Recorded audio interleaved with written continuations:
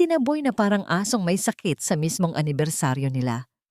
Habang nagpapakasasa si Mateo at ang kanyang kabit sa luho, dinuduro niya ang asawang 5 taong naging alipin ng kanyang pamilya. Wala kang kwenta, sigaw nito. Pero ang hindi niya alam, ang basurang tinatapakan niya ay ang nag-iisang tagapagmana ng imperyong nagpapakain sa kanila.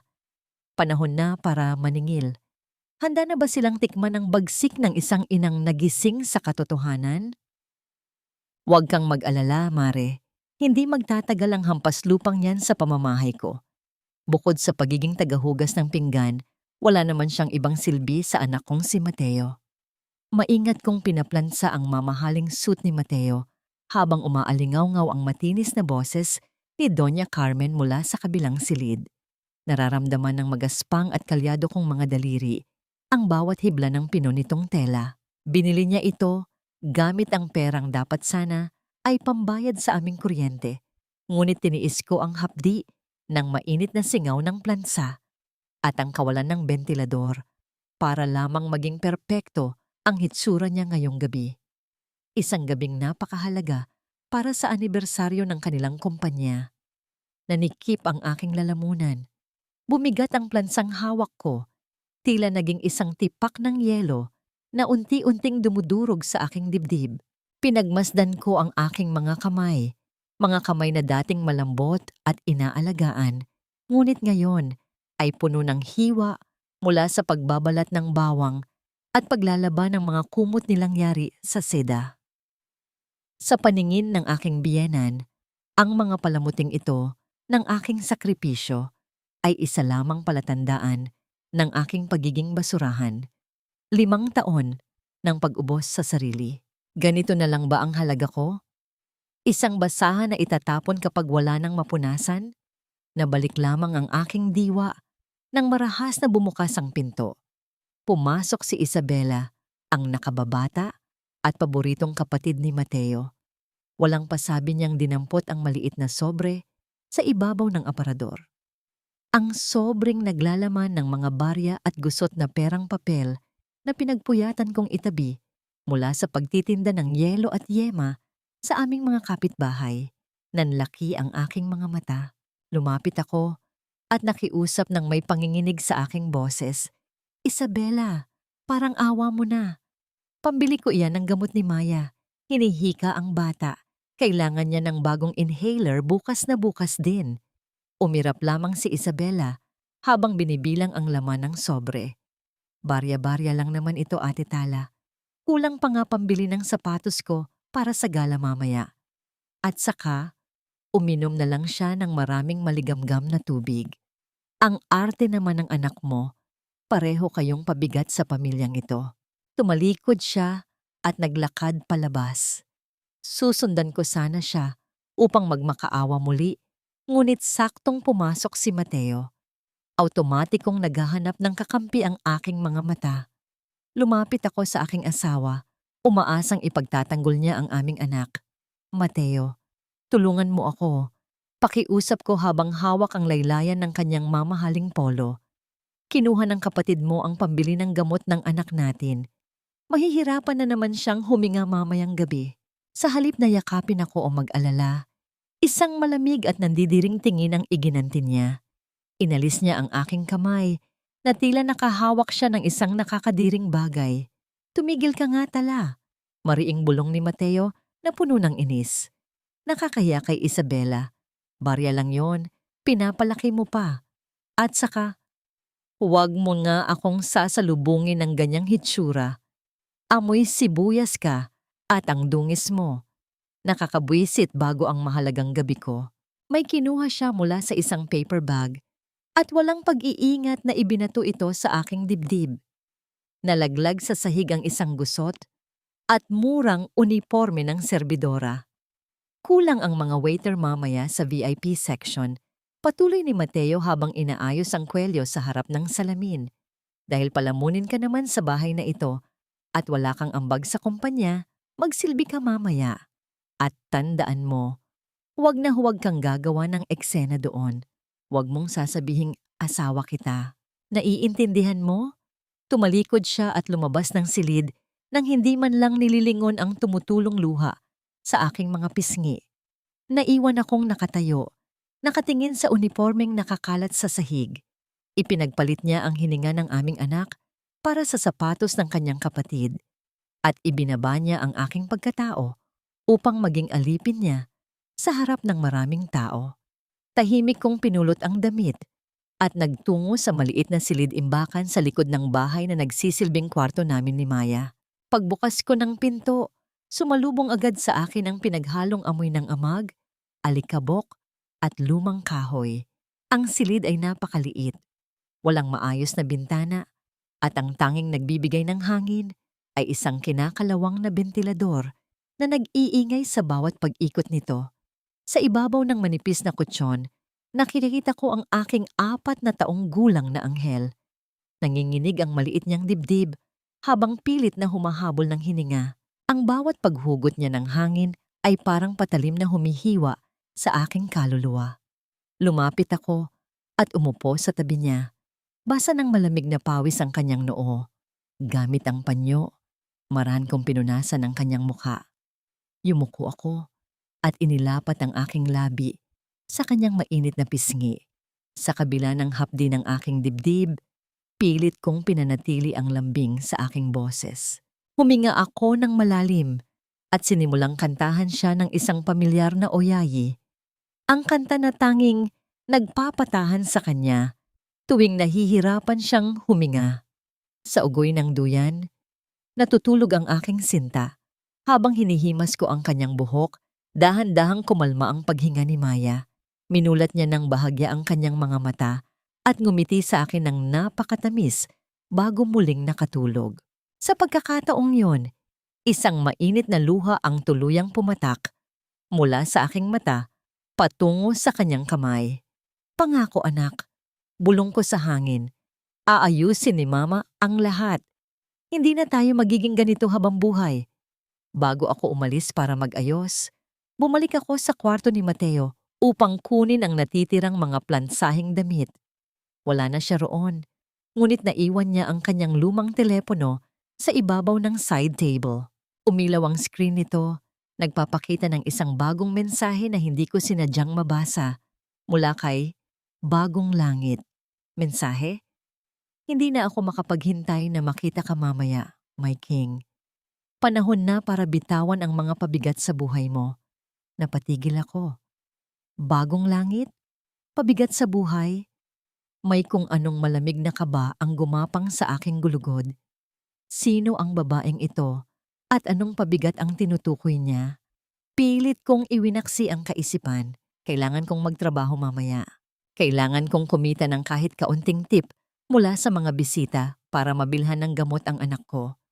Makalipas ang ilang oras, nakarating ako sa Engrandeng Hotel kung saan gaganapin ang gala. Ang paligid ay tila isang paraiso na hindi kailanman nararapat sa isang tulad ko. Kumikinang ang malalaking chandelier sa itaas at ang hangin ay puno ng halimuyak ng mga mamahaling pabango at sariwang bulaklak. Napakalaking kaibahan nito sa Makati at masikip na unipormeng suot ko at sa amoy ng pawis na pilit kong itinatago. Naglakad ako bitbit ang isang mabigat na silver tray na puno ng mga kopita ng champagne. Ibinilin sa akin na magtungo sa VIP section. Ang puso ko ay kumakabog ng mabilis. Hinahanap ng aking mga mata si Mateo upang siguraduhing hindi ako makagagawa ng anumang pagkakamali na ikagagalit niya. Ngunit nang makarating ako sa gitna ng bulwagan, halos tumigil ang pag-ikot ng aking mundo. Naroon si Mateo, nakatayo sa ilalim ng pinakamaliwanag na ilaw. Hindi siya mukhang asawang namumroblema sa naghihingalong kumpanya. Nakangiti siya ng napakatamis, isang ngiting huling nakita ko noong unang taon ng aming pagsasama. Ngunit ang ngiting iyon ay hindi para sa akin. Ang kanyang kamay ay mahigpit na nakapulupot sa balingkinitang baywang ng isang napakagandang babae. Ang babae ay nakasuot ng kumikinang na pulang bestida, may suot na mga diamanteng nagliliwanag sa bawat galaw niya. Yumuko ang babae at bumulong sa tainga ni Mateo. At sa harap ng lahat ng matataas na panauhin, hinalikan ng asawa ko ang kanyang pisngi ng may labis na pagmamahal at pag-aangkin. Bumigat ang tray na hawak ko hanggang sa manhid na ang aking mga braso. Parang nawalan ng hangin ang buong bulwagan. Tila sinasakal ako ng sarili kong katangahan. Siya ba? Siya ba ang tatanggal sa pabigat? Umalisaw sa aking pandinig ang mataginting na pagtatama ng mga babasaging baso mula sa mga nagdiriwang na panauhin, kasabay ng tuluyang pagkawasak ng aking natitirang pag-asa. Tila naging bato ang aking mga paa habang pinagmamasdan ko ang aking asawa na walang kahihiyang hinahawakan ng ibang babae sa harap ng napakaraming tao. Gusto kong tumakbo, gusto kong magtago sa pinakamadilim na sulok ng bulwagan, ngunit nahagip ng mapanlait na mga mata ni Mateo ang aking kinatatayuan. Sa halip na itago ang kanyang ginagawa, isang malademonyong nangiti ang gumuhit sa kanyang labi. Itinaas niya ang kanyang kamay at kinawayan ako na parang tumatawag ng isang asong ligaw. Hoy, serbidora, halika rito at lagyan mo ng alak ang baso ng aking reyna. Malakas niyang utos, sapat upang marinig ng mga kalapit na panauhin. Nanginginig ang aking buong pagkatao habang humahakbang palapit sa kanila. Ang bawat paghakbang ay tila pagtapak sa nagbabagang uling. Yumuko ako. Pilit na itinatago ang aking mukha sa ilalim ng aking gusot na uniforme at sinimulang ibuhos ang mamahaling champagne. Ang babaeng nasa tabi niya ay pinagmasdan ako mula ulo hanggang paa. Ang kanyang mga mata ay puno ng pandidiri sa aking mga kalyadong kamay na inialay ko sa pag-aalaga sa pamilya ng lalaking kayakap niya ngayon. Napakarumi naman ng mga kuko ng mga tauhan ninyo rito, Mateo. Baka magkasakit pa ako niyan. Maarteng reklamo ng babae habang nakakapit sa braso ng asawa ko. Tumawa lamang si Mateo at hinalikan ang buhok nito. Walang pakialam sa luhang unti-unting namumuo sa aking mga mata. Bago pa man ako makalayo upang itago ang aking kahihiyan, isang kakaibang komosyon ang naganap sa malaking pintuan ng hotel. Ang halimuyak ng mga mamahaling pabango ng mga panauhin ay biglang nahaluan ng isang pamilyar na amoy. Ang amoy ng pinakuluang mani, bagoong at sariwang gulay. Isang amoy na nagdala sa akin pabalik sa isang mainit na kusina. 5 taon na ang nakalilipas. Lumingon ang lahat. Sa gitna ng nagniningning na bulwagan, isang matandang lalaki ang pilit na pumapasok. Nakasuot siya ng isang kupas at butas-butas na polo shirt. Ang kanyang pantalon ay punong-puno ng alikabok at sa kanyang ulo ay isang lumang sombrero na yari sa sulihiya. Mahigpit niyang yakap sa kanyang dibdib ang isang malaking lalagyang plastik na naglalabas ng mainit na singaw. Tumigil ang pagtibok ng aking puso. Ang matandang iyon, na ang muka ay inukit ng hirap at panahon, siya ang haligi ng aking buhay na tinalikuran ko dahil sa bulag na pag-ibig. Si Tatay Leo. Sino ang nagpapasok sa basurang yan dito? Umalingaw-ngaw ang galit na boses ni Mateo. Binitawan niya ang kanyang babae at mabilis na naglakad patungo sa aking ama. Mga gwardya, palabasin ninyo ang pulubing yan. Nakakasira siya sa anibersaryo ng kumpanya ko. Sandali lang, anak. Hinahanap ko lang ang aking anak na si Tala. May dala akong paborito niyang kare-kare. 5 taon ko na siyang hindi nakikita. Nagmamakaawang paliwanag ni tatay habang pilit na iniiwasan ang matitikas na gwardyang humahawak sa kanyang braso. Bumagsak ang bitbit kong silver na tray. Lumikha ng isang nakakabinging ingay ng pagkasira ng mga babasagin na umalingaw-ngaw sa buong bulwagan. Ngunit walang nakapansin sa akin dahil ang atensyon ng lahat ay na kay Mateo na ngayon ay namumula sa galit. Wala akong pakialam sa anak mo o sa mabaho mong pagkain, sigaw ni Mateo. Walang pag-aalinlangan, buong lakas niyang itinulak ang aking matandang ama. Bumagsak si tatay sa malamig na marmol na sahig. Tumama ang kanyang noo sa gilid ng isang mesa at ang lalagyang plastik ay tumalsik mula sa kanyang pagkakayakap. Kumalat ang mainit na sarsa ng kare-kare, ang malambot na karne, at mga gulay sa makintab na sahig na durog na parang aking puso. Habang nakahandusay ang aking ama at umaagos ang manipis na dugo mula sa kanyang noo, kumuha si Mateo ng isang brown na envelope mula sa kanyang bulsa at walang awang ibinato ito sa aking direksyon. Tumama ang makapal na papel sa aking dibdib at nagkalat ang mga pahina sa sahig. Dahil nandito na rin naman ang hampas lupang ama mo, dito ko natatapusin ang lahat tala. Sigaw ni Mateo sa harap ng lahat ng mga negosyante at matataas na tao. Iyan ang annulment papers natin. 5 taon kitang pinakain pero wala kang naitulong sa negosyo ko. Pinalayas ko na kayo ng anak mong sakitin sa bahay ko. Pakakasalan ko si Clarice, ang tagapagmana ng mga nakapaligid na lupain sa syudad, upang iligtas ang kumpanya ko. Ang bawat salita niya ay parang mga palaso na tumagos sa aking dibdib. Ako na naglinis ng kanilang mga dumi. Ako na nagpakain sa kanila nang walang hinihinging kapalit. At ako na nagtiis ng gutom para may maipang-inom ng alak ang kanyang ina. At ngayon, itinatapon niya ako na parang isang sirang laruan sa harap ng aking duguan na ama. Hindi ko pinansin ang mga papeles na naglalaman ng kanyang pagtataksil. Nanginginig ang aking mga tuhod nang bumagsak ako sa sahig, gumagapang patungo sa aking ama. Hindi alintana ng aking mga kamay ang mga bubog ng basag na kopita na bumaon sa aking mga palad habang pilit kong tinitipon at ibinabalik sa sirang lalagyan ang nagkalat na kare-kare. Hinaluan ng aking dugo at maiinit na luha ang sarsa ng pagkain na dinala ng aking ama para lamang sa akin. Tatay, patawad po. Patawad po, tatay. Humihikbi kong bulong. Hindi alintana ang dumi na kumakapit sa aking damit at kaluluwa. Hindi niya pinansin ang sariling sugat. Inangat ni tatay ang kanyang nanginginig at magaspang na kamay at buong lambing na pinunasan ang mga luha sa aking pisngi. Ang init ng kanyang palad ay nagbigay ng isang pambihirang kapayapaan sa gitna ng aking gumuguhong mundo. Huwag kang umiyak, aking bituin. Mahinang bulong ni tatay.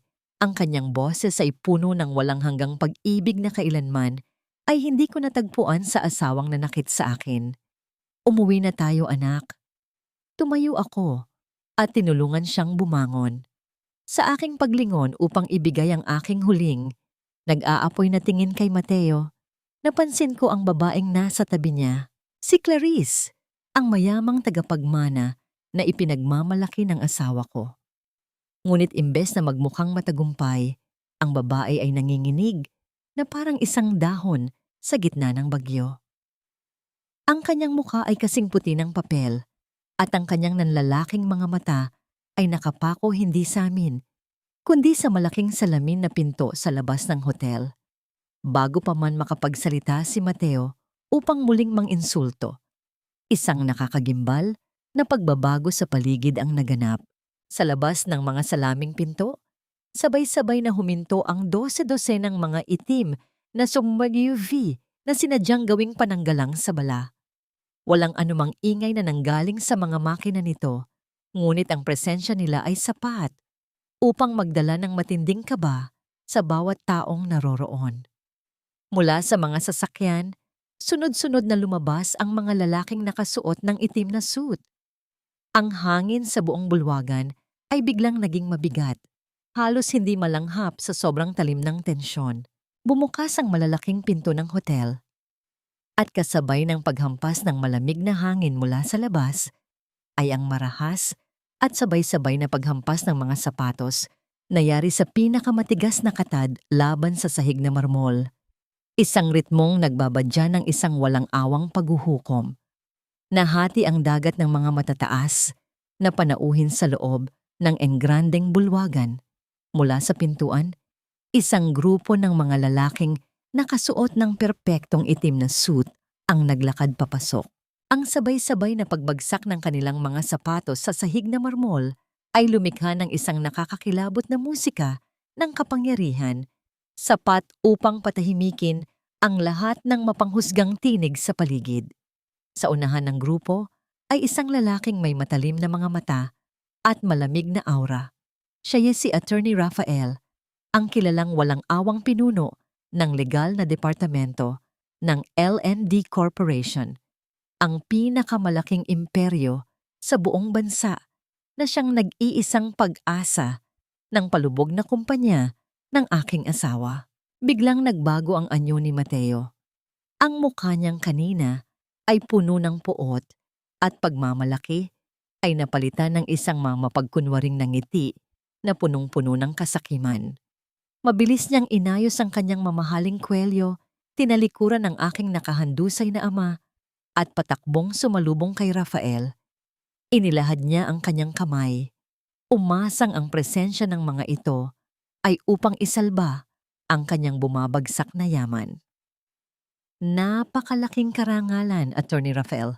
Hindi ko inaasahang dadalo kayo sa aming anibersaryo upang formal na pirmahan ang ating kasunduan. Magalang at halos nanginginig sa tuwa na bati ni Mateo. Ngunit hindi man lang siya tinapunan ng tingin ng lalaki. Tulad ng pagtatabi sa isang nakaharang na basura, malamig na nilagpasan ni Rafael ang nakalahad na kamay ni Mateo. Nagpatuloy ang matipunong abogado sa paglalakad, diretso sa pwesto kung saan ako nakaluhod habang hawak ang nanginginig na kamay ng aking amang may sugat sa noo. Huminto si Rafael at ang kanyang mga tauhan sa aming harapan. At sa isang iglap na tila nagpatigil sa pag-ikot ng mundo ng lahat ng taong naroroon, sabay-sabay silang yumuko ng 70 degree patungo sa matandang magsasakang kanina lamang ay tinawag na hampas lupa. Nandito na po ang sasakyan niyo, Chairman Leonardo. Patawad po at nahuli kami sa pagdating. Magalang na pamimitagan ni Rafael, ang kanyang boses ay umaaling-awngaw sa bawat sulok ng tahimik na bulwagan. Tila tumigil ang paghinga ng buong silid. Rumiot ang paligid sa isang nakakabinging katahimikan. Nanlaki ang mga mata ni Mateo hanggang sa halos lumabas ito sa kanyang mukha. Nawala ang lahat ng kulay sa kanyang pisngi. Naiwan ang isang maputlang maskara ng matinding takot at kawalan ng pag-unawa. Sa gilid ng aking mga mata, nakita ko rin ang pagdating ni Doña Carmen at Isabela na parehong napako sa kanilang kinatatayuan. Ang kanilang mga bibig ay nakaawang sa labis na pagkabigla. Ang babaeng ipinagmamalaki ni Mateo kanina, si Clarice, ay biglang umurong ng ilang hakbang. Marahas niyang binawi ang kanyang braso mula sa pagkakakapit kay Mateo. Namumutla siyang nakatitig sa aking ama, puno ng takot na madamay sa sumpa ng pagbangga sa pinakamataas na pinuno ng LND.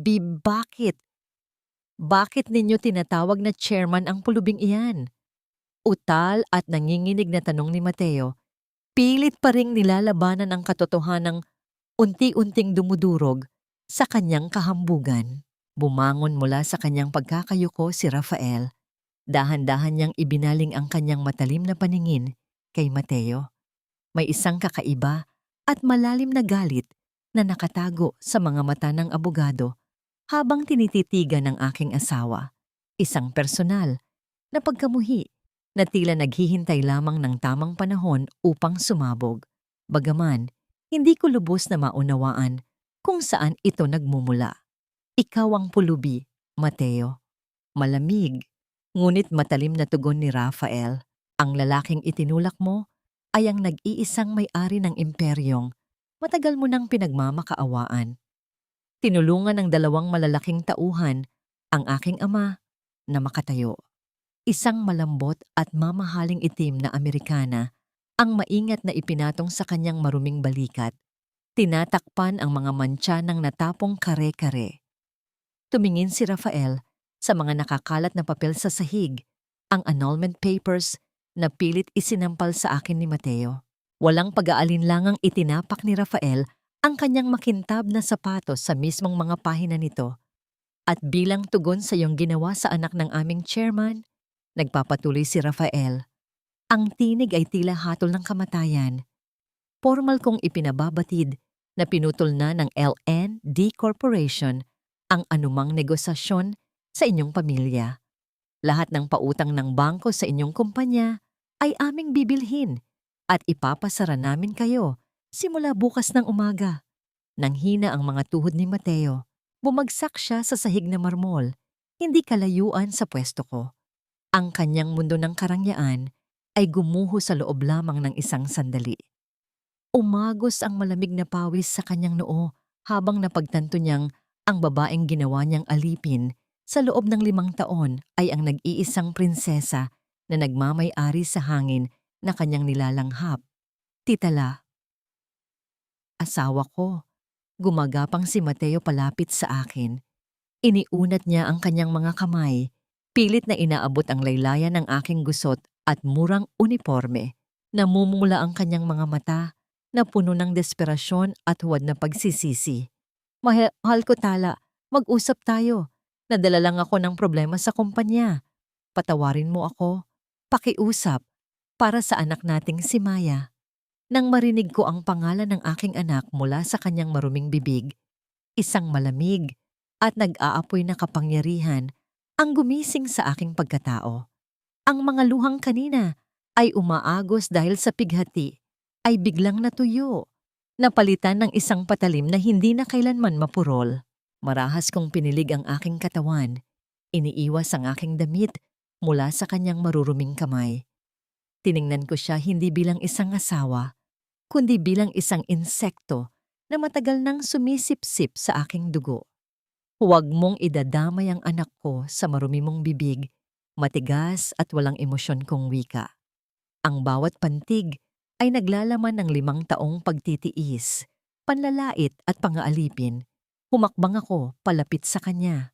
Inangat ko ang aking paa at buong diin na itinapak ang gongs ng aking luma at sementadong sapatos sa mismong ibabaw ng kanyang pirma sa annulment paper na nagkalat sa sahig, na diin ang alikabok at putik mula sa aking suot na sapatos papunta sa kanyang pangalan.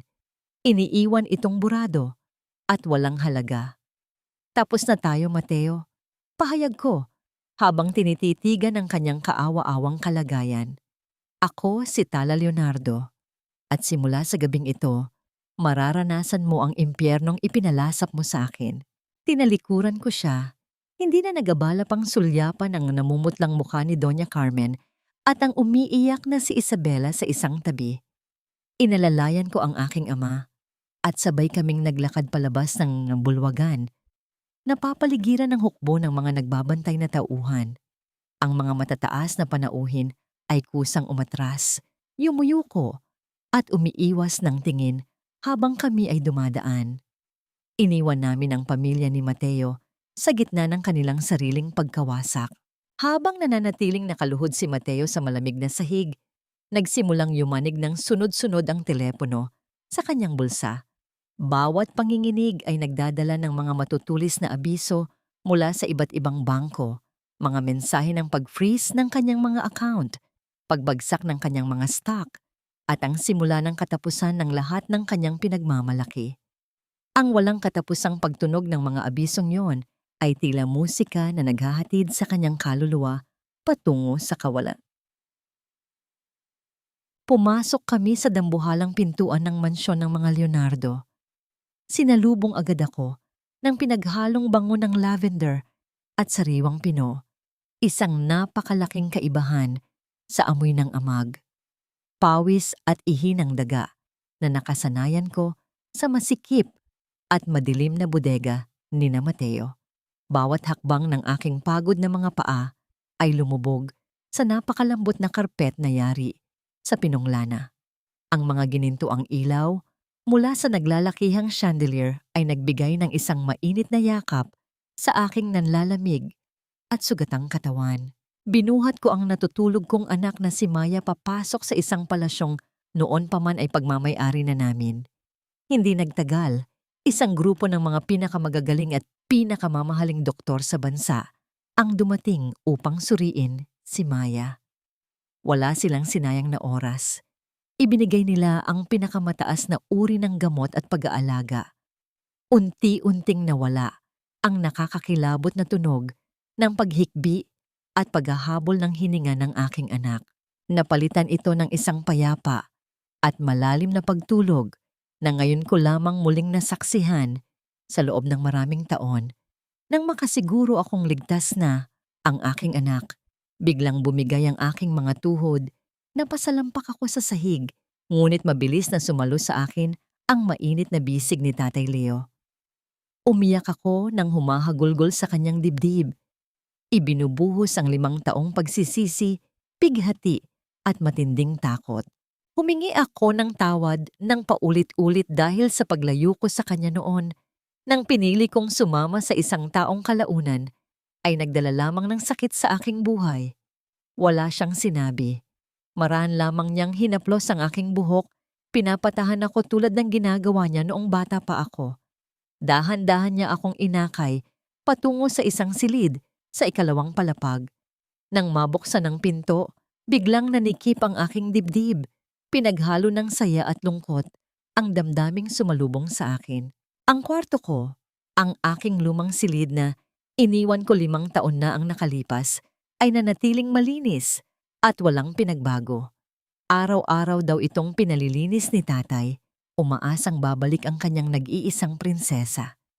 Nilapitan ko ang higaan kung saan mahimbing na natutulog si Maya. Dahan-dahan kong hinaplos ang makinis at malambot na unan na yari sa seda na inuupuan ng kanyang ulo. Pinakinggan ko ang pantay at malakas na paghinga ng aking anak. Sa unang pagkakataon matapos ang napakahabang panahon ng pang-aalipin, nawala ang takot ko sa pagdating ng bukas. Ang payapang sandali ay nahinto ng kumatok at pumasok si Attorney Rafael.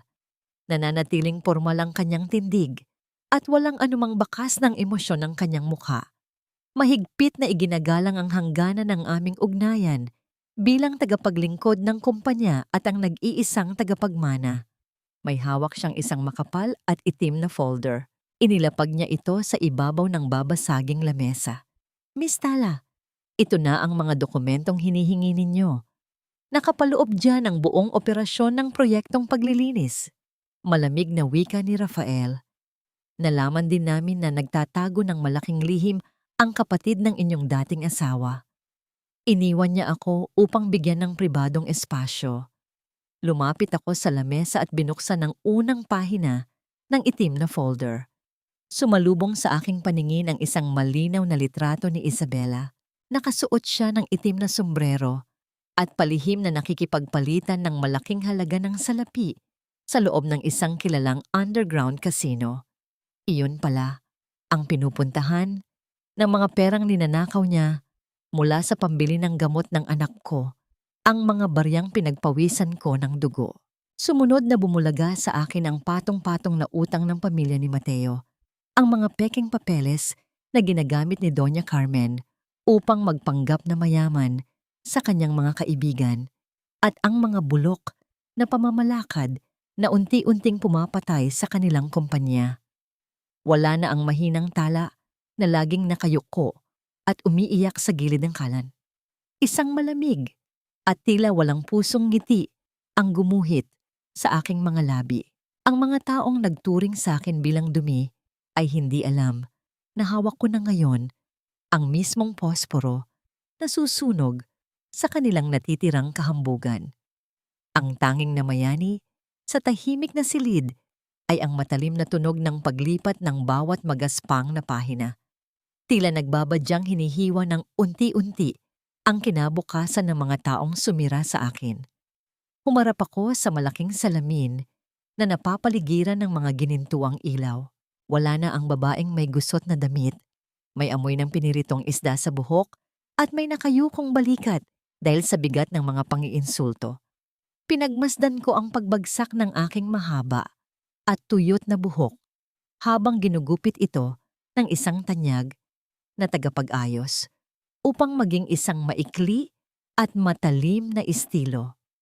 Ipinagpalit ko ang aking mga sapatos na pudpud ang swelas para sa isang pares ng makintab na itim na stilettos na tila ginawa upang tapakan ang sinumang hahadlang sa aking daraanan.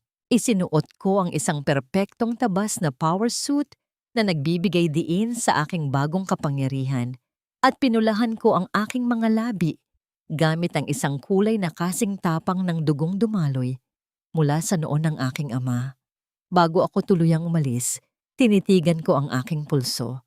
Naroon pa rin ang mapusyaw na peklat mula sa pagkasunog sa matapang na kemikal na araw-araw kong ginagamit noon upang kuskusin ang mga paboritong kawali ni Doña Carmen. Dahan-dahan kong kinuha ang isang malamig at kumikinang na relong diamante mula sa kahon nito. Isinuot ko ito, sadyang tinatakpan ng marka ng aking mapait na nakaraan.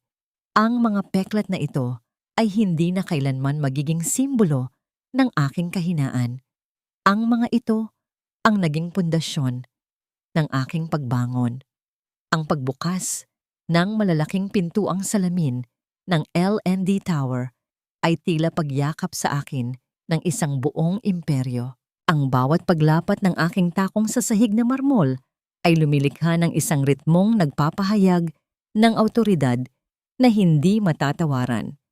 Sa paglalakad ko sa gitna ng malawak na bulwagan, ang lahat ng empleyado, mula sa mga gwardya hanggang sa mga matataas na opisyal, ay huminto sa kanilang mga ginagawa.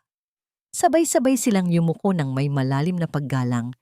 Kinikilala ang pagdating ng kanilang bagong reyna. Walang sino man ang nakakaalam na ang babaeng tinitingala nila ngayon ay ang parehong babaeng naglinis ng mga iskinita at namalimos ng pambili ng gamot ilang araw pa lamang ang nakalilipas. Pumasok ako sa pinakamataas na opisina, isang malawak na silid na may mga bintanang mula kisame hanggang sahig, nagpapakita ng buong syudad na ngayon ay nasa ilalim na ng aking mga paa. Sumunod sa akin si Attorney Rafael, taglay ang kanyang nakasanayang profesionalismo at pagiging tuwid. Wala siyang sinasayang na salita o panahon, Miss Tala. Nasa ibaba po ang pamilya ng inyong dating asawa, formal na ulat ng abogado habang iniabot sa akin ang isang manipis na folder. Nakikiusap silang makausap ang bagong chairman ng LND. Handang lumuhod si Mateo para lamang makuha ang hinihingi nilang tulong pinansyal upang hindi tuluyang masamsam ng mga bangko ang kanilang kumpanya. Wala silang kamalay-malay na kayo ang uupo sa posisyong ito.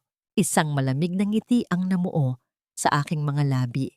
Ang mga taong nagtapon sa akin sa lansangan ay siya ring mga taong kumakatok ngayon sa aking pintuan upang magpalimos ng buhay. Bukod pa roon, patuloy ni Rafael, ang kanyang boses ay may bahagyang tono ng pagtataka. Nakatanggap kami ng impormasyon na palihim at madali ang ibinebenta ni Doña Carmen ang kanilang ipinagmamalaking mansyon sa isang hindi nagpapakilalang mamimili. Tila desperado siyang makakuha ng malaking halaga bago pa man ito malaman ng mga bangko o ni Mateo. Malamang ay upang takpan ang mga patuloy na pagkakautang ni Isabela sa mga sindikato ng sugal. Tumango ako, ninanamnam ang bawat piraso ng impormasyon na nagpapatunay ng kanilang tuluyang pagkawasak mula sa loob. Hayaan mong ibenta niya ang bahay, utos ko ng may mahinahong tinig. Titiyakin nating mapupunta sa tamang kamay ang titulo ng mansyong yon. Sa ngayon, papanhikin mo sila sa pinakamalaking silid-pulungan natin. Hayaan mo silang maghintay at kabahan. Pumasok ako sa silid-pulungan at naupo sa nag-iisang malaking silya sa kabisera. Ang lambot at lamig ng tunay na balat ng silyang ito ay malayo sa magaspang at sirang bangko na pinagtitiisan kong upuan sa tabi ng basurahan sa kusina nila Mateo tuwing ako ay kumakain ng kanilang mga tirang pagkain. Pinihit ko ang silya patalikod sa pintuan, humarap sa malawak na bintana at hinintay ang pagdating ng mga taong nagpahirap sa akin. Hindi nagtagal. Naramdaman ko ang pagbukas ng mabigat na pintuan. Pumasok ang mga nanginginig na yapak.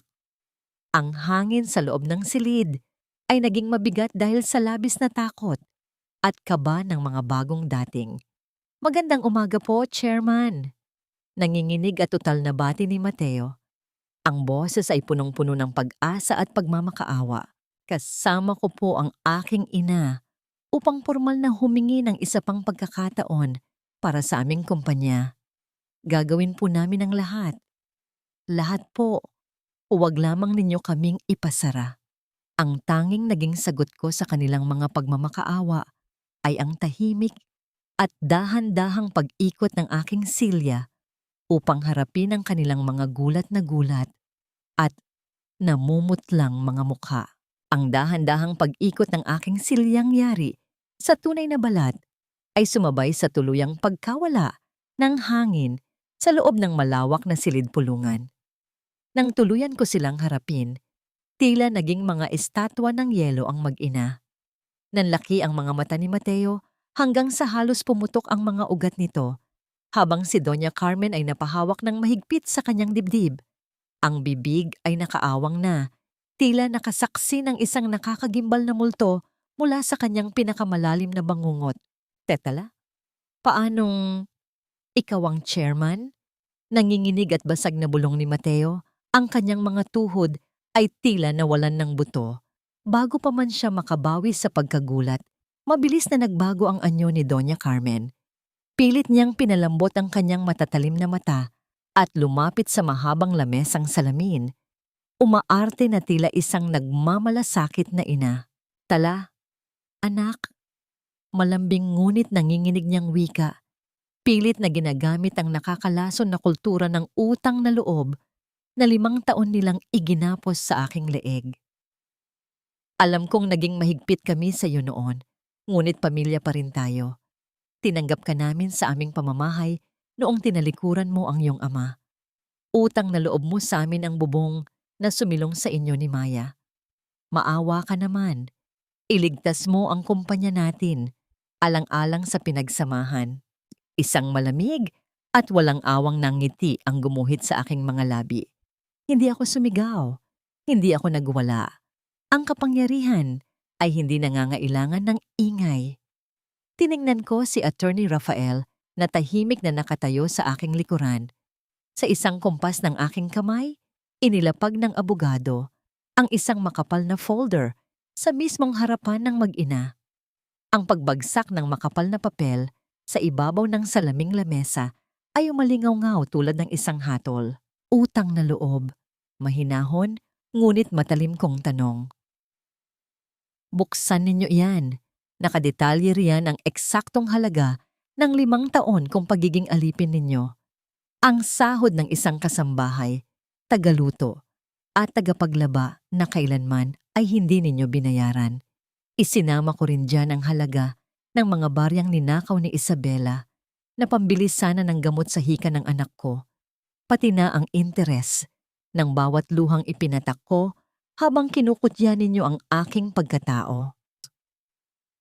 Namutla si Mateo nang makita ang 6 na digit na kabuuan sa ilalim ng pahina. Wala na siyang ibang pagpipilian. Sa harap ng aking walang katinag na presensya, unti-unting bumigay ang kanyang mga tuhod. Bumagsak siya sa malamig na sahig, gumapang palapit sa dulo ng lamesa at umiyak na parang isang batang inagawan ng laruan. Tala, patawarin mo ako. Pagmamakaawa ni Mateo habang nakadikit ang kanyang noo sa sahig. Iiwan ko si Clarice. Puputulin ko ang anumang ugnayan sa kanya. Ibabalik natin ang ating pamilya. Mamumuhay tayo ng buo kasama si Maya. Bigyan mo lang ng pondo ang kumpanya. Pakiusap ko sa'yo. Huwag mo kaming hayaang mamatay sa gutom. Dahan-dahan kong inabot ang isang manipis na kopita ng pinakamahal na pulang alak na nakahanda sa aking lamesa. Idinikit ko ang malamig na gilid nito sa aking mga labi at humigop ng kaunti. Ang tamis at tapang ng alak ay gumising sa aking mga pandama. Isang napakasarap na tagumpay na naghuhugas sa mapait na lasa ng aking nakaraan. Pinagmasdan ko si Mateo mula sa itaas. Ang pagluhod niyang ito ay perpektong refleksyon ng mga panahong ako ang nakaluhod sa magaspang na sahig. Matiyagang pinupunasan ang putik sa kanyang mga sapatos upang hindi siya mapahiya sa kanyang mga kaibigan. Ngayon, siya ang nasa ibaba at ako ang may hawak ng mundo. Bibigyan ko kayo ng pondo, malamig kong idineklara. Biglang umaliwalas ang mukha ni na Mateo at Doña Carmen. Umusbong ang huwad na pag-asa sa kanilang mga mata. Inakalang muli nila akong napasunod sa kanilang kagustuhan. Ngunit Patuloy ko pinapatay agad ang kanilang kasiyahan. Ang pautang na ito ay may kapalit. Isang kasunduan na isasanla ninyo sa LND Corporation ang buong kumpanya, kasama ang lahat ng inyong natitirang shares at personal na ari-arian bilang collateral. Inilapag ni Attorney Rafael ang kontrata sa harap ni Mateo. Sa isang saglit, napansin ko ang isang halos hindi makikitang nanggisi sa karaniwang seryosong mukha ng abogado. Bakit sinadya ni Rafael na mag-iwan ng isang napakaliit ngunit mapanganib na butas sa batas sa loob ng kontratang iyon? Isang bitag na napakanipis na hindi kailanman mapapansin ng isang taong bulag sa kasakiman at desperasyon. Hindi na nag-isip pa si Mateo. Hawak ang huwad na pag-asa na maiisahan niya ako balang araw at mababawi ang lahat. Kapag nakabangon ang kumpanya, mabilis niyang dinampot ang pluma. Hindi niya alam na ang pirma niyang iyon ay ang mismong kandadong magkukulong sa kanilang buong angkan sa impyerno ng kahirapan. Ang matalim na pagguhit ng pluma sa ibabaw ng makapal na papel ay ang tanging ingay na nagtapos sa aming pagkikita. Isang tunog na naghudyat ng tuluyang pagkawasak ng kanilang kaharian. Habang nag-aaksaya ng mamahaling alak si Mateo kagabi upang ipagdiwang ang kanyang huwad na tagumpay, tahimik ko namang inihahanda ang posporo na susunog sa kanyang buong kaharian. Inakala ng aking dating asawa na ang pirma ko sa kontrata ay isang tanda ng aking kahinaan at patuloy na pagiging sunod-sunuran. Hindi niya alam na ang bawat patak ng tinta mula sa kanyang pluma ay ang mismong lason na unti-unting papatay sa lahat ng kanyang ipinagmamalaki. Sa loob ng aking malawak at nagliliwanag na opisina, malayo sa ingay at gulo ng bumabagsak nilang mundo, nakaupo ako habang kalong ang aking anak. Ang init ng sikat ng araw ay marahang tumatagos sa malalaking bintanang salamin, nagbibigay ng isang ginintuang kulay sa aming payapang umaga. Amoy ng sariwang bulaklak at mamahaling pintura ang pumupuno sa buong silid, isang napakalaking kaibahan sa amoy ng nabubulok na kahoy at ihi ng daga na 5 taon naming tiniis ni Maya. Maingat kong inalalayan ang kanyang maliit at malambot na kamay habang hawak niya ang isang brush. Tinuturuan ko siyang magpinta ng isang makulay na bahaghari sa isang malinis na canvas. Sa bawat pagguhit niya ng matingkad na kulay, tila nabubura ang lahat ng matatamlay at kulay abong alaala ng aming nakaraan. Ang kanyang inosente at malutong na halakhak ay ang tanging musikang nais kong pakinggan habang buhay. Ang aming mapayapang sandali ay nahagip ng tahimik na pagbukas ng pinto. Pumasok si Attorney Rafael, dala ang kanyang seryosong tindig at isang manipis na tablet na naglalaman ng mga pinakabagong ulat. Walang anumang bakas ng ngiti sa kanyang mukha, ngunit ang kanyang mga mata ay nagpapahiwatig ng isang matagumpay na misyon na isakatuparan na po natin ang unang hakbang. Chairman, formal na panimula ng abogado. Kaninang 8:00 ng umaga, formal na nating inactivate ang nakatagong sugnay sa kontrata.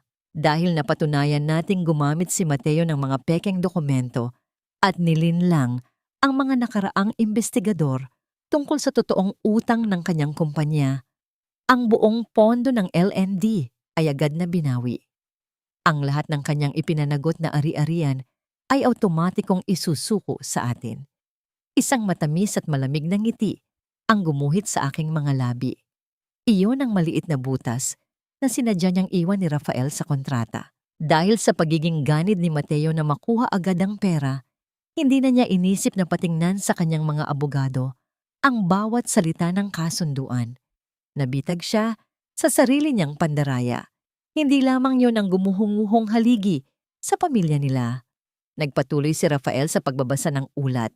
Dahil sa pag-atras ng ating pondo, nagkagulo ang iba pang mga bangko at sabay-sabay na naningil. Samantala, tuluyan nang nawalan ng pasensya ang mga pinagkakautangan ni Isabela sa underground casino. Ikinompromiso nila ang reputasyon ng pamilya sa pamamagitan ng pagpapakalat sa buong internet ng mga malilinaw na litrato at video ni Isabela Habang nagmamakaawa at nakaluhod sa harapan ng mga sindikato ng sugal, gumuho ang aking galit sa isang sandali ng purong pagkaunawa sa hustisya. Ang mga taong walang awang umalipusta sa akin ay inilalantad ngayon sa buong mundo bilang mga tunay na basura ng lipunan. Ipinagpatuloy ko ang paggabay sa kamay ni Maya sa pagpinta, ganap na walang pakialam sa bagyong sumasalanta sa aking mga kaaway. Hayaan mong tikman nila ang pait ng sarili nilang lason, marahan kong utos. Ngunit sa gitna ng kanilang tuluyang paglubog, may isang impormasyon na nagdala ng bahagyang pagkunot sa aking noo. Ayon sa mga taong itinalaga ni Rafael upang bantayan ang galaw ni Mateo, desperadong hinalungkat ng aking dating asawa ang isang lumang vault sa kanyang opisina. May nakuha itong isang makapal at maalikabok na folder na naglalaman ng mga lumang transaksyon na may kinalaman sa nakaraan ng aking ama, si Tatay Leo. Hindi pa malinaw kung ano ang eksaktong nilalaman nito, ngunit ang panginginig ng mga kamay ni Mateo at ang kanyang malademonyong nangisi habang hawak ang mga lumang papel ay nagpapahiwatig ng isang madilim at huling pagtatangkang manira ng dangal. Habang pinaplano ni Mateo ang kanyang maruming ganti, sa kabilang dako ng syudad ay nagsisimula na ang pinakamasakit na parusa para sa kanyang ina. Sa harap ng ipinagmamalaking mansyon ni Doña Carmen, nagkagulo ang napakaraming mamamahayag at mga tauhan ng bangko. Nag-aabang ang lahat sa pagbagsak ng kilalang matapobreng ginang. Lumabas si Doña Carmen sa kanyang balkonahe, namumutla at nanginginig ang buong katawan habang sumisigaw at nagbabanta sa mga opisyal ng korte. Pilit niyang ipinagsisigawan na nabenta na niya ang mansyon sa isang mayamang mamimili at naghihintay na lamang siya ng bayad, kaya walang karapatan ang bangko na kunin ito. Ngunit ang kanyang mga pagmamakaawa at pananakot ay nauwi sa isang nakakabinging pagkabigla nang iabot sa kanya ng opisyal ang opisyal na dokumento ng pagbili. Ang hindi nagpapakilalang mamimili na inasahan niyang magliligtas sa kanyang karangyaan ay walang iba kundi ang L&D Corporation, at ang bayad para sa mansyon ay automatikong ibinawas sa bilyon-bilyong utang na hindi kailanman mababayaran ng kanyang anak. Napasigaw sa labis na desperasyon at kawalan ng pag-asa si Doña Carmen. Napaluhod siya sa malamig na semento habang pinapanood ang mga awtoridad na ikinakabit ang mga abiso ng pag-ilit sa kanyang mga dingding. Ang kanyang matitinis na paghikbi ay tuluyang natabunan ng matalim na tunog ng pagpunit ng malapad at pulang tape. Napilit idinidikit ng mga opisyal sa ginintuang tarangkahan ng mansyon, isang ingay na nagsasara sa kabanata ng kanilang kahambugan at nagbubukas sa panibagong impyerno. Kanilang kakaharapin at kamir. Hindi ako aalis dito. Bahay ko ito. Mga lapastangan kayo. Wala kayong karapatan. Umaalingaw-ngaw ang matinis at basag na boses ni Doña Carmen sa buong paligid. Mahigpit siyang nakayakap sa malaking haliging marmol ng mansyon na dati niyang ipinagmamalaki sa buong lipunan. Ang kanyang buhok, na noon ay palaging perpekto at puno ng hairspray, ngayon ay magulo at basang-basa ng malagkit na pawis. Ang nakapasong init ng tanghali ay walang awang tumatama sa kanyang balat, habang ang alikabok mula sa kalsada ay kumakapit sa kanyang mamahaling damit. Pilit siyang hinihila ng mga opisyal ng korte at mga kinatawan ng bangko, ngunit nanlaban siya na parang isang hayop na nasukol sa sulok. Sa gitna ng nakakabinging kaguluhan, isang mahaba, itim, at makintab na Maybach ang dahan-dahang huminto sa mismong tapat ng malaking ginintuang tarangkahan. Bumukas ang pinto. Unang lumapat ang aking matulis at itim na sapatos sa sementadong daanan. Pagbaba ko, isang malamig at preskong hangin mula sa loob ng sasakyan ang sumama sa akin. Dala ang halimuyak ng aking mamahaling pabango na mabilis na sumupil sa amoy ng pawis at desperasyon sa paligid. Nakasuot ako ng isang formal na puting bestida na sumisimbolo sa aking malinis na pagbangon, ang aking mga mata ay nakatago sa likod ng isang madilim na salamin. Tumigil sa pagpupumigla si Doña Carmen nang makita niya ako. Nanlaki ang kanyang mga mata, hindi makapaniwala na ang babaeng pumasok sa kanyang teritoryo nang may ganoong klaseng kapangyarihan ay ang dati niyang alipin. Dahan-dahan kong inalis ang aking salamin. Binitawan ko ang isang makapal na folder na naglalaman ng bagong titulo ng lupa. Hinayaan itong bumagsak sa mismong paanan ng aking dating biyenan. Iyan ang patunay kung sino na ang tunay na may-ari ng lupang kinatatayuan mo, Carmen. Malamig at walang galang kong pahayag. Wala na ang donya, wala na ang panginginig ng aking boses. Mga gwardya, lumingon ako sa mga matitikas na lalaking nakabarong na naghihintay sa aking likuran. Ilabas ninyo ang lahat ng gamit ng mga taong ito. Huwag kayong mag-iiwan ng kahit anong bakas ng kanilang presensya sa aking pamamahay. Sabay-sabay na kumilos ang aking mga tauhan. Walang awang inihagis palabas ng tarangkahan ng mga maleta, mga mamahaling damit na binili mula sa pagnanakaw sa pondo ng kumpanya, at ang mga ipinagmamalaking designer bags ni Doña Carmen na nang bumagsak at magasgas sa magaspang na aspalto ay napatunayang mga peke at mumurahin pala. Nagkalat ang kanilang mga ari-arian sa mainit at maalikabok na kalsada. Pinagtitinginan at pinagtatawanan ng mga dumadaang kapitbahay na dati nilang minamaliit. Hayop ka, Tala. Wala kang utang na loob. Patay gutom. Matinis na tili ni Isabela. Bumulwak ang puot sa kanyang muka. Susugod sana siya upang sabunutan ako, tulad ng madalas niyang gawin noon tuwing nagagalit siya. Ngunit hindi pa man siya nakakalapit ay hinarang na siya ni Attorney Rafael. Sa isang mabilis at kalkuladong galaw, walang kahirap-hirap na pinilipit ng abogado ang braso ng aking dating hipag patalikod. Napaungol sa matinding sakit si Isabela, napaluhod sa mainit na semento habang pilit na kumakawala mula sa bakal na hawak ng aking tagapagtanggol. Tala, maawa ka naman. Umiiyak na lumapit si Mateo. Ang dating makisig niyang muka ay ngayon ay puno ng dumi at luha. Asawa mo pa rin ako. Ako ang tatay ni Maya. Hindi mo pwedeng gawin ito sa ama ng anak mo. Pamilya pa rin tayo. Ang marinig ang pangalan ng aking inosenteng anak mula sa kanyang maruming bibig ay nagpaalab sa natutulog kong galit. Kinuha ko ang isa pang dokumento mula sa bulsa ng aking tagapagtanggol. Buong lakas ko itong inihampas sa dibdib ni Mateo na pilitan siyang saluhin ito upang hindi mahulog. Basahin mo iyan, Mateo. Madiin kong utos. Ang bawat salita ay may diin ng walang hanggang puot. Wala ka ng anak. Iyan ang opisyal na utos ng korte na nagtatanggal ng lahat ng karapatan mo bilang ama ni Maya, batay sa patunay ng iyong pang-aabuso at pagpapabaya.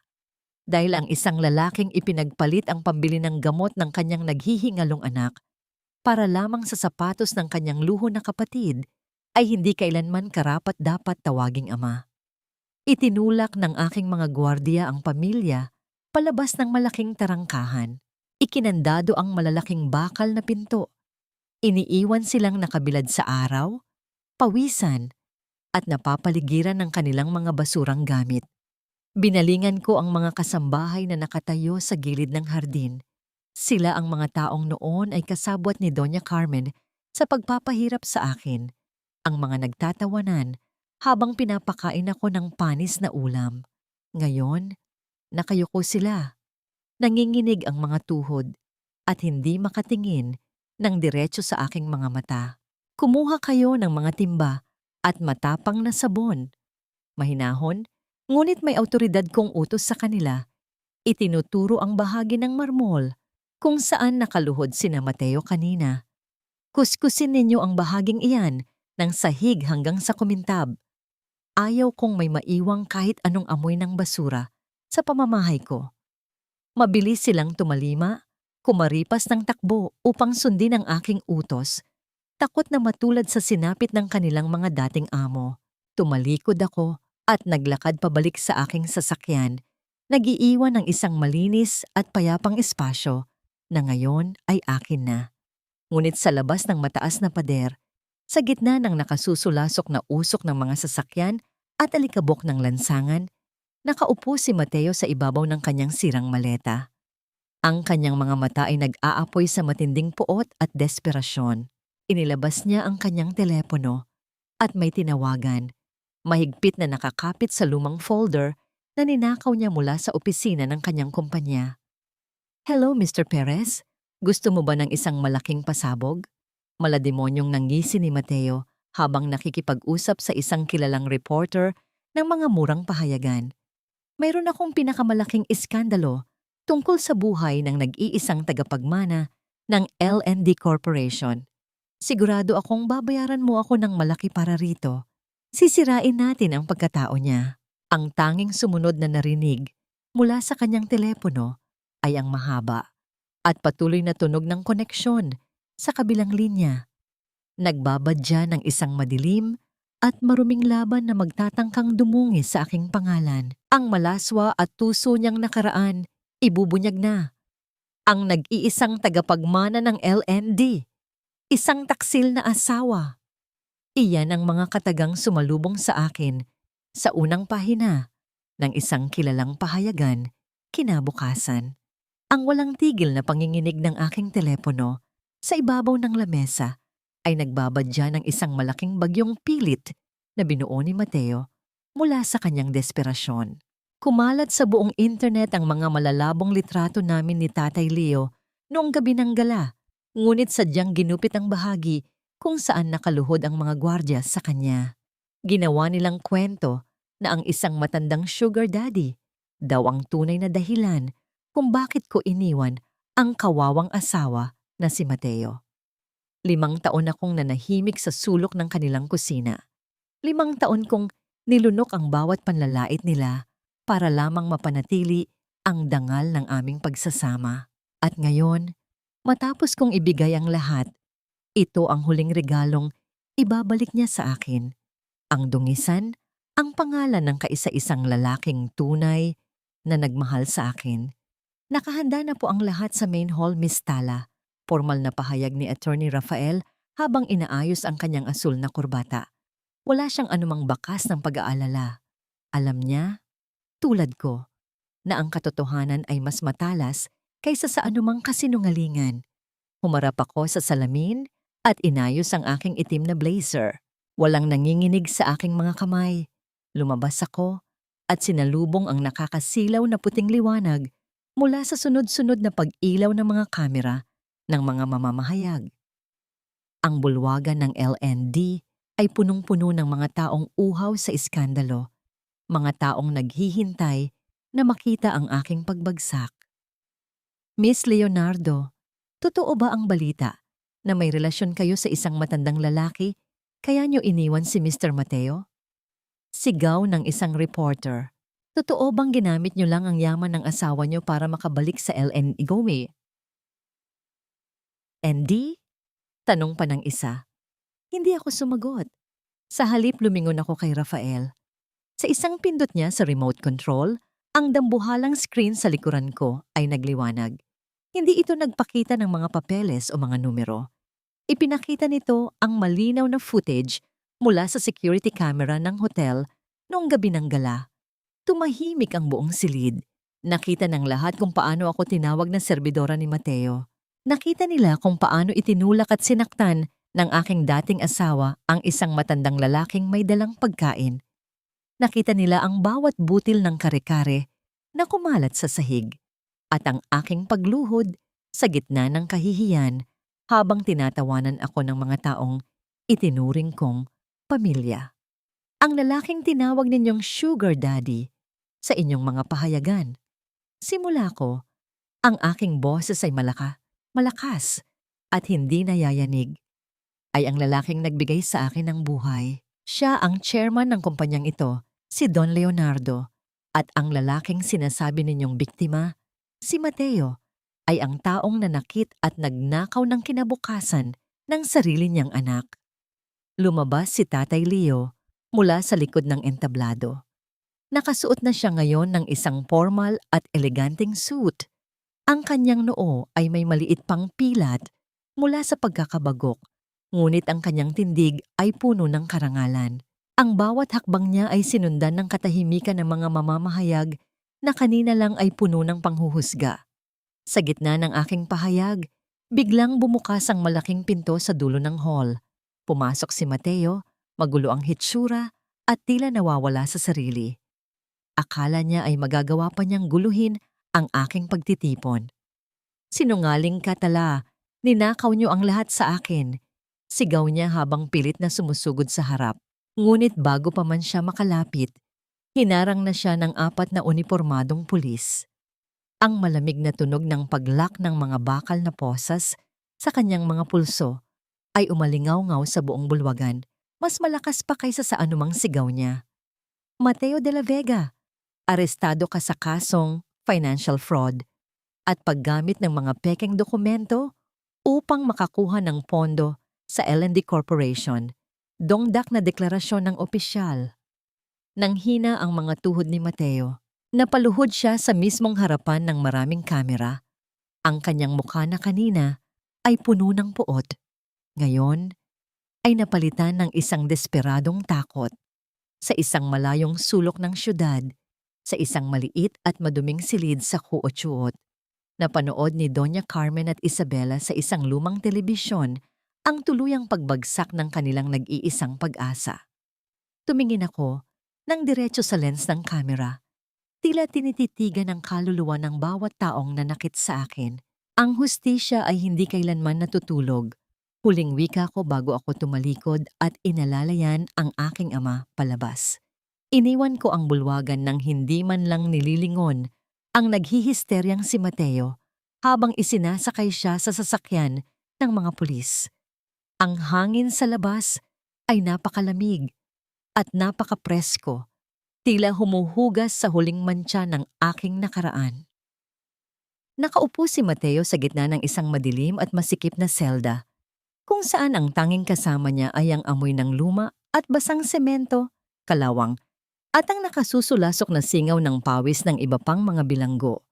Wala na ang kanyang malambot na kama, ang malamig na aircon, at ang mga sutlang kumot na dati niyang ipinagmamalaki. Ang tanging nararamdaman niya ngayon ay ang kagasgasang ng manipis na banig sa sahig at ang patuloy na pangangati ng kanyang balat dahil sa mga surot na tila nakikigulo sa kanyang pagdurusa. Ang bawat paghugot niya ng hininga ay puno ng bigat. Tila ang mismong hangin sa loob ng kulungan ay unti-unti siyang binibigti. Sa labas ng pader na ito, sa isang liblib at maputik na eskinita ng Cuochuot, naroon si Doña Carmen at Isabela.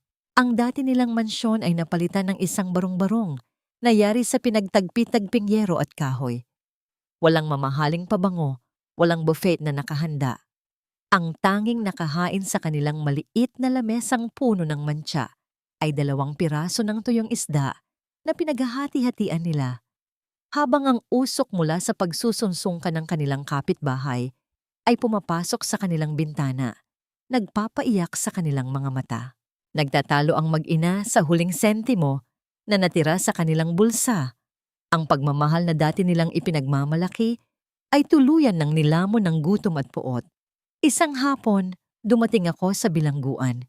Ang bawat hakbang ng aking makintab na sapatos sa pasilyo ay lumilikha ng isang matatag na ingay na umaalingaw-ngaw sa katahimikan ng gusali. Suot ko ang isang kulay abong sutla na bestida at ang aking paboritong pabango na amoy rosas, isang bango na tila banyaga sa maduming paligid na iyon.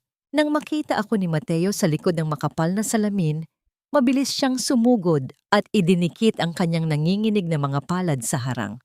Ang kanyang mukha ay hulas, malalim ang mga mata, at ang dating gilas ay napalitan ng isang kaawa-awang anyo ng isang taong talunan. "Tala, tala, salamat at dumating ka." Humihikbi niyang sigaw. Ang boses ay nanginginig sa desperasyon. "Maawa ka na sa akin. Pakiusap. Hindi ko na kaya rito. Gabi-gabi akong hindi makatulog.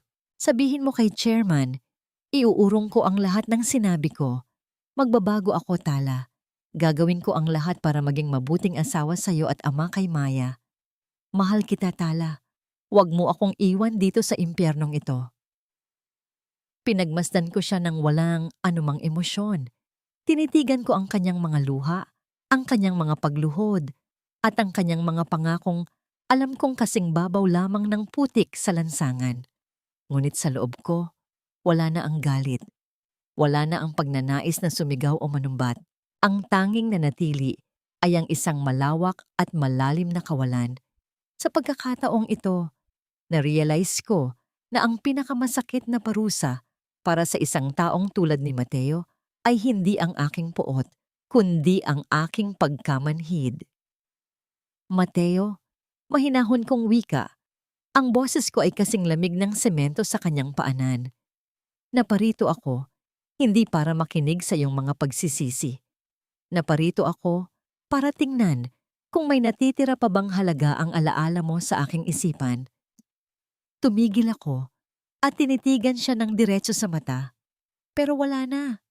Pagpapatuloy ko. Sa paningin ko ngayon, hindi ka na isang kaaway. Hindi ka na ang lalaking sumira sa akin. Isa ka na lamang mantsa sa nakaraan na matagal ko nang nalabhan at naalis. Ikaw ay naging isang butil ng alikabok na hindi ko na kailangang pansinin pa. Tala, huwag. Pamilya tayo. Galing na galing niyang sigaw habang pinupukpok ang salamin, ngunit ang ingay ng kanyang pagsusumamo ay tila naging isang malabong bulong na lamang sa aking pandinig. Tumayo ako ng tuwid. Hindi ko na hinintay na matapos ang kanyang susunod na sasabihin. Tumalikod ako at naglakad palabas. Iniwan ko ang kanyang mga ganting sigaw at ang matalim na tunog ng kanyang paghampas sa salamin na unti-unting humihina habang lumalayo ako sa pasilyo. Paglabas ko ng gusali ng bilangguan, sinalubong ako ng isang napakapreskong simoy ng hangin. Ang sikat ng araw ay marahang dumampi sa aking balat. Tila binibinyagan ako sa aking bagong kalayaan. Wala na ang bigat sa aking dibdib. Ang bawat piraso ng aking puso na dinurog nila ay unti-unti nang nabubuo sa ilalim ng init ng aking tagumpay. Ngunit ang aking panandaliang kapayapaan ay nabasag nang maramdaman ko ang marahas na panginginig ng telepono sa loob ng aking bag. Nakita ko ang pangalan ng aming family doctor. Sa unang pagkakataon matapos ang mahabang panahon, muling bumalik ang kaba sa aking lalamunan. Sinagot ko ang tawag at ang tanging narinig ko ay ang mabilis at hinihingal na boses ng doktor sa kabilang linya. Miss Tala, kailangan niyo pong pumunta rito sa ospital ngayon din. Ang chairman, bigla siyang nawalan ng malay sa gitna ng kanyang trabaho. Ang matalim na tunog ng sirena ng isang ambulansyang dumadaan sa malayo ay tila naging isang babala sa aking isipan. Ang aking mundo na kanina lang ay puno ng liwanag ay muling binalot ng isang madilim na anino. Tila tumigil ang pag-ikot ng mundo ko habang tinatahak ko ang mahahaba at mapuputing pasilyo ng ospital.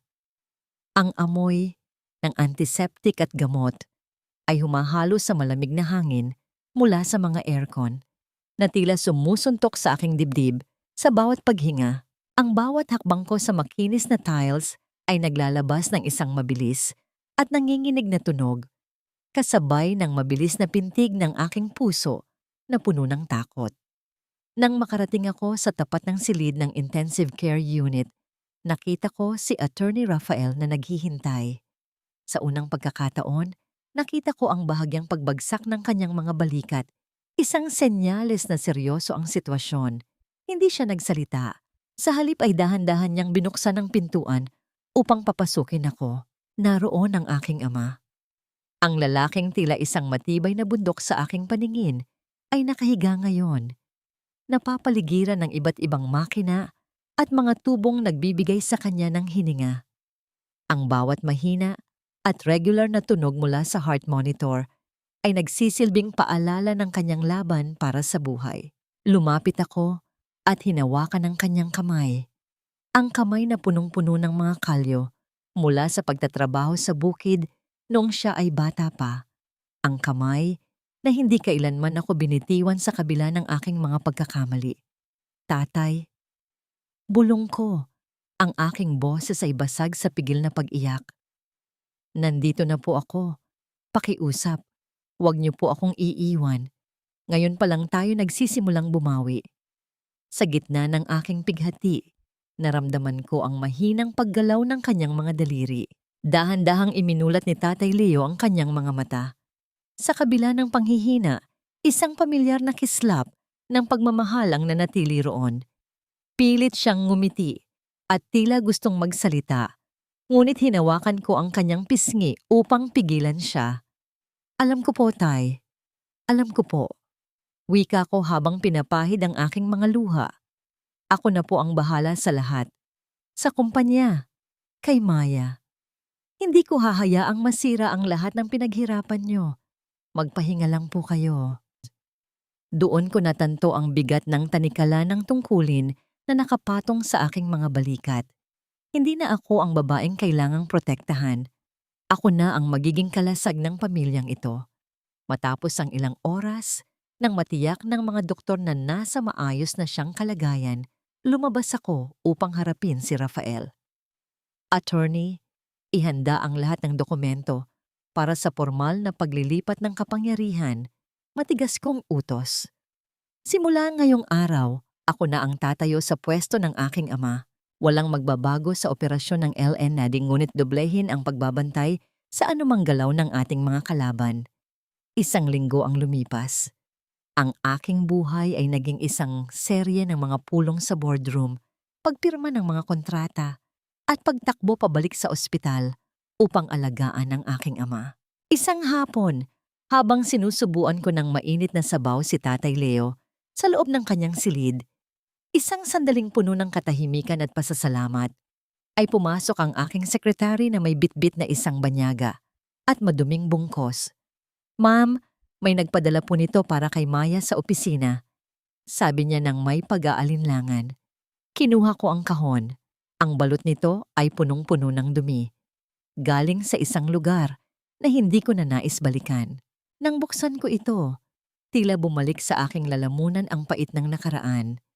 Sa loob ng kahon ay isang lumang bibe na gawa sa plastik, gasgas, nangingitim ang kulay, at putol ang isang bahagi. May kasama itong isang gusot na papel na may sulat kamay ni Mateo mula sa loob ng kulungan. Para kay Maya. Ito lang ang kaya kong ibigay ngayon. Patawarin mo ako, Tala. Miss na miss ko na kayo. Tinitigan ko ang sirang laruan. Ramdam ko ang pait at ang tangka niyang gamitin muli ang aking emosyon upang kaawaan siya. Ang bawat gasgas sa plastik na yon ay paalala ng bawat sugat na iniwan niya sa amin. Tumayo ako at naglakad patungo sa basurahan sa sulok ng silid. Nang walang pag-aalinlangan, binitawan ko ang laruan at ang sulat. Ang tunog ng pagbagsak ng plastik sa ilalim ng basurahan ay nagsilbing huling tuldok sa aming ugnayan. Ang kanyang mga pekeng pagsisisi at maduming alaala ay wala ng lugar sa malinis at nagliliwanag naming hinaharap. Ano yun, anak? Tanong ni Tatay Leo habang tinitingnan ako. Wala po, Tay. Sagot ko habang muling nauupo sa tabi niya at hinahawakan ang kanyang kamay. Isang anino lang mula sa nakaraan. Ngunit tapos na po ang gabi. Maliwanag na po ang paligid. Ngunit habang nananatili kaming payapa, isang bagong balita ang dumating sa telebisyon na nakabukas sa silid. Ang balitang magtatapos sa lahat ng mga aninong pilit pang kumakapit sa aming buhay. Nakuha ng balita sa telebisyon ang aking buong atensyon. Sa maliit na screen sa loob ng silid ng ospital, ipinapakita ang huling paghatol sa kumpanya ng mga De La Vega. Ang lahat ng kanilang natitirang ari-arian, mula sa mga huling makinarya hanggang sa mga kagamitan sa opisina, ay formal nang isinailalim sa auction upang bayaran ang kanilang dambuhalang utang sa LSM. Nakita ko sa screen ang nagkakagulong mga empleyado na humihingi ng hustisya, habang ang pangalan ni Mateo ay kinaladkad sa putikan ng bawat mamamahayag. Ang anino ng kanilang pamilya na 5 taong bumalot sa aking buhay ay tuluyan ng naglalaho sa harap ng buong bansa. Makalipas ang ilang araw, matapos mailabas si Tatay Leo sa ospital, ipinasya kong dumaan sa isang bahagi ng syudad na matagal ko nang iniiwasan. Nakaupo ako sa likod ng aking makintab at bulletproof na sasakyan habang ang malamig na hangin mula sa aircon ay nagbibigay ng komportableng pakiramdam sa aking balat. Ngunit sa labas ng makapal na bintana, unti-unting nagbago ang tanawin. Ang malalawak na kalsada ay napalitan ng makikitid na eskinita na punong-puno ng alikabok, amoy ng panis na basura at nakasusulasok na singaw ng kanal. Ipinahinto ko ang sasakyan sa isang sulok. Mula sa loob, pinagmasdan ko ang isang maliit at maduming karinderya sa tabi ng daan. Naroon si Isabela. Ang kanyang mga kamay na dati ay puro mamahaling alahas at laging bagong manicure, ngayon ay nangingitim, magaspang at puno ng mga sugat habang mabilis niyang kinukuskos ang mga naglalakihang kawa at basong punong-puno ng sebo. Nakasuot siya ng isang kupas at butas-butas na t-shirt, habang ang pawis ay malayang umaagos sa kanyang muka na dati ay punong-puno ng makeup. Sa hindi kalayuan, nakita ko si Doña Carmen na nakaupo sa isang plastik na silya, tiyope, at namumutla, habang nakikipagtalo sa may-ari ng isang tindahan para lamang pautangin ng isang lata ng sardinas. Walang galit na bumangon sa aking dibdib. Wala ring saya. Ang tanging nararamdaman ko habang pinagmamasdan sila sa gitna ng kanilang sariling impyerno ay isang malalim na katahimikan. Naalala ko ang mga gabing pilit nilang ipinaparamdam sa akin na doon sa putikan ang aking lugar. Ngayon, ang tadhana na mismo ang nagbalik sa kanila sa kung saan nararapat ang kanilang mga pusong puno ng kasamaan. Dahan-dahan kong itinaas ang aking kamay at pinindot ang button upang iangat ang itim na salamin ng aking bintana. Ang dahan-dahang pagpikit ng bintana ay tila isang tabing na naghihiwalay sa aking mundo ng liwanag at sa kanilang mundo ng dilim. Hindi ko na kailangang bumaba. Hindi ko na kailangang magsalita. Ang aking pananahimik at ang katotohanang hindi ko na sila kailangan pang pansinin ang pinakamasakit na parusang maaari kong ibigay. Ang kawalan ng pakialam ay ang huling pako sa krus ng kanilang kapalaran. Pag-uwi ko sa mansyon, sinalubong ako ng isang napakainit na eksena. Ang buong bahay ay nababalot ng ginintuang liwanag ng papalubog na araw. Amoy ng bagong luto na sinigang at mabangong kanin ang sumalubong sa akin. Nakita ko si Tatay Leo sa hardin, dahan-dahang naglalakad habang inaalagaan ang kanyang mga bagong tanim na bulaklak. Ang kanyang mukha ay puno ng kapayapaan, malayo sa takot at bighating idinulot ng mga De La Vega. Biglang bumukas ang pinto sa itaas at mabilis na bumaba si Maya.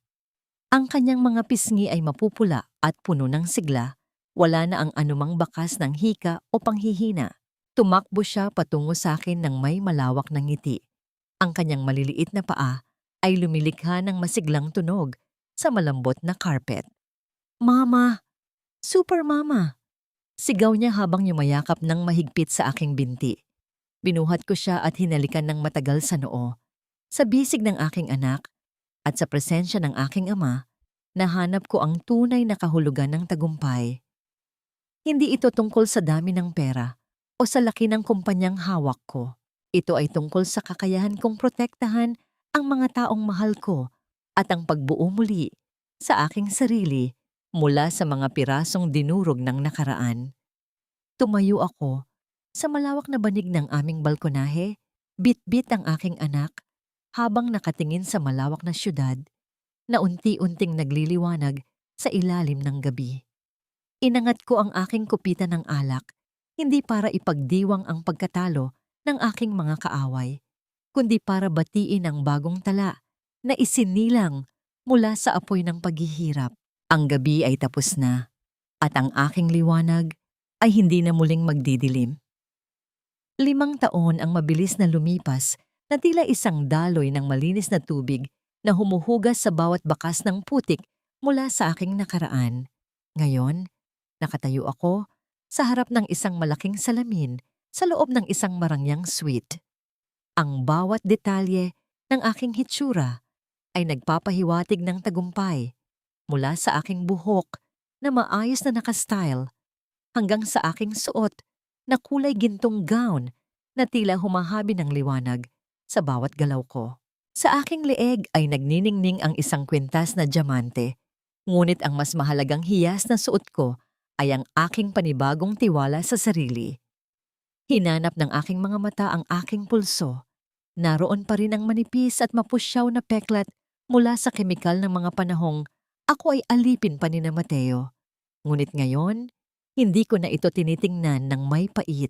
Ang peklat na ito ay tila naging isang medalya ng aking katatagan, isang paalala na mula sa abo ng paghihirap, ako ay muling isinilang na mas matibay at mas nagniningning.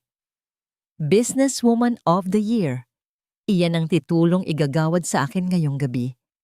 Isang parangal na hindi ko nakuha dahil sa awa, kundi dahil sa talino, pagsisikap, at ang hindi matitinag na pagmamahal sa aking pamilya.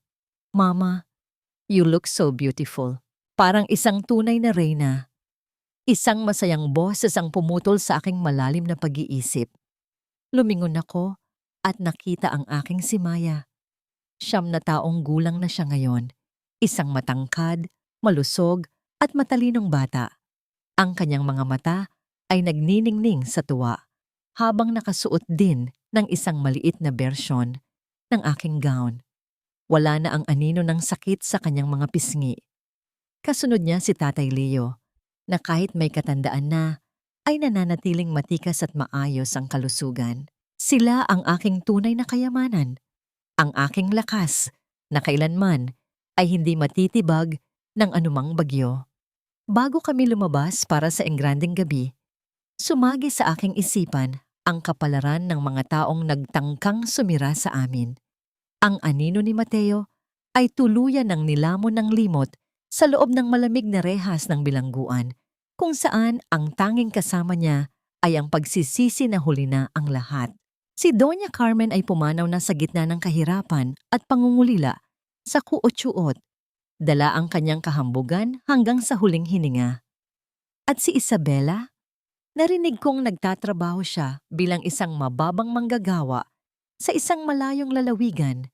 Ang kanyang mga kamay ay tuluyan ng naging magaspang sa pagkayod para sa bawat butil ng kanin. Wala akong naramdamang galit para sa kanila. Ang tunay na kalayaan ay hindi ang makitang nagdurusa ang iyong kaaway, kundi ang dumating sa punto na hindi mo na sila kailangan pang isipin. Pinatawad ko na ang aking sarili sa pananatili sa dilim noon, at iyon ang pinakamahalagang kapatawarang aking natamo. Lumabas kami ng silid at sinalubong kami ng malakas na palakpakan mula sa malawak na bulwagan. Ngunit sa pagkakataong ito, hindi ako naglalakad bilang isang serbidora. Naglalakad ako bilang si Tala Leonardo, ang babaeng nagmamay-ari ng kanyang sariling bituin. Huminto ako sa gitna ng entablado at inangat ang aking mukha patungo sa mga naglalakihang ilaw. Wala akong kailangang lalaki sa aking tabi upang makaramdam ng pagkabuo. Ako ang araw sa sarili kong sansinukob, at ang liwanag na ito ay para sa bawat babaeng minsang inakalang ang kanilang halaga ay itinakda ng ibang tao. You're shining, Mama, bulong ni Maya habang hawak ang aking kamay. Ngumiti ako at tiningnan ang malawak na kalangitan sa labas ng bintana. Ang gabi ay punong-puno ng mga bituin at sa wakas, ang aking liwanag ay hindi na muling magdidilim. Ang aming kwento ay hindi natatapos sa isang simpleng masayang wakas. Ito ay nagsisimula pa lamang sa isang buhay na puno ng dignidad, pag-asa at wagas na pagmamahal.